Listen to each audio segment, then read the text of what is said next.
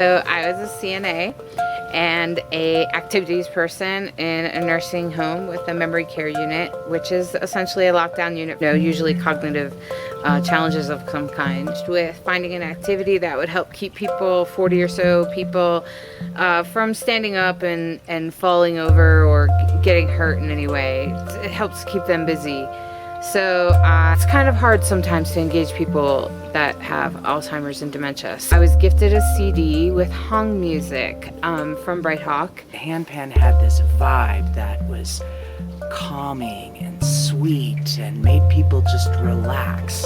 And I found that when I was playing for my sister in the hospital, that nurses and doctors tended to want to hang out more in the room, and that everybody had this feeling that it helped them get through these tough moments. So when we created the album, part of our intention was supporting people's healing journeys, whether it was hospice or getting through chemotherapy or whatever it was.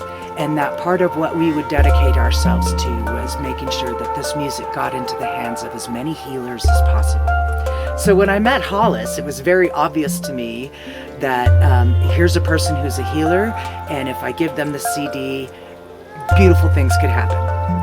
I was inspired to use this music with the residents at the nursing home, and so I just put it on just to see what would happen. Residents started to become relaxed, and they were also more interested in engaging with me. So then, once I was able to help dissipate the stress and anxiety, I was also able to help them move.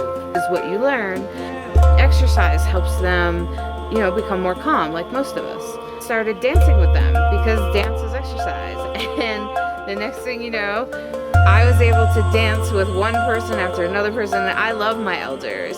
Them are my grandma, my grandpas, and I feel like working with the elders is like just a bucket of wisdom, and I love them, so I'm always willing to hug them and embrace them and just find ways to have a good time. I started using Bright Hawk's music all the time, and the nurses around me started noticing, and I got recognized by the nursing home for providing one of the best activities that they've ever seen.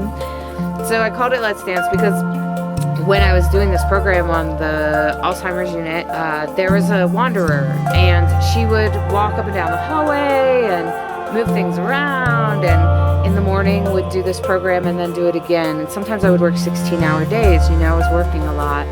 And so I would work once in the morning. I would do the program in between breakfast and lunch, and then do it again between lunch and dinner. So I had gone and done this program, and of course she participated. She came up and took my hands and danced around with me, and then and we had a great time. And later on in the day, I went to my meal. Now she doesn't remember what happened 2 minutes ago, numerous hours later. And as I got off the elevator, she came up to me and she put her hands out and she said, "Let's dance," like that. And that was the moment that I knew that, first of all, had to be the name of it. And second of all, that was what made it so special. She remembered that part, "Let's dance," and she knew to reach for me, but she also remembered the way it made her feel. And that's really what's important to me, is helping them feel loved and appreciated, and to have great joy and memory of dancing and things like that.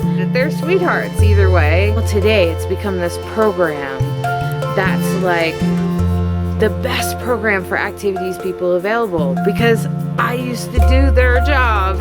So I know what I always wished my entertainers would do. Bringing the love, honoring our elders,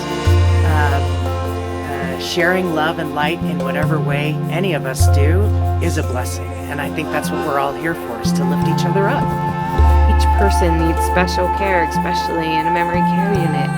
They love that. And so I engage each and every one of them in a special way. And we dance together. So I've had special training with Teepa Snow. I've been to her conferences and such.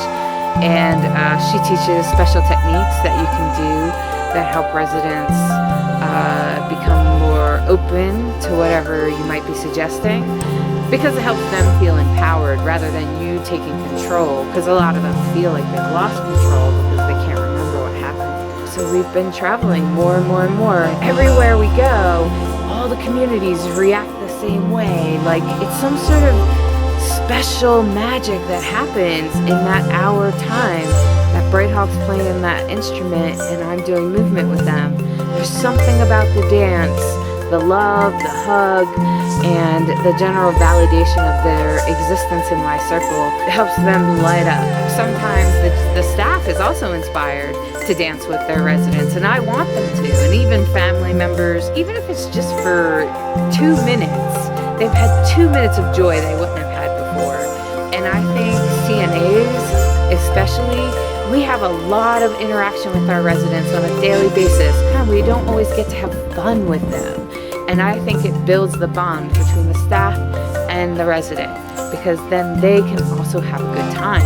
And just having a good time with someone you take care of, 8 to 16 hours a day is a beautiful blessing. You've got the ability and the opportunity, then it's absolutely your responsibility to share your gifts and bring the love, and bring the light, and bring joy into places that are desperate for it.